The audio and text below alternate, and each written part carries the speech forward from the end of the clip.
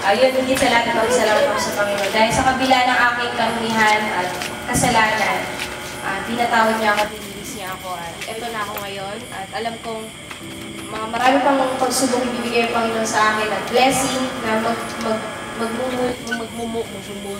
magmumuhold sa akin. Maraming salamat talaga sa presensya niyo. Hindi ko magpasalamatan isa-isa o i-hug kayo sabay-sabay, pero alam ng Panginoon kung gaano po ako nagpapasalamat. Mahal ko po kayo. Amen.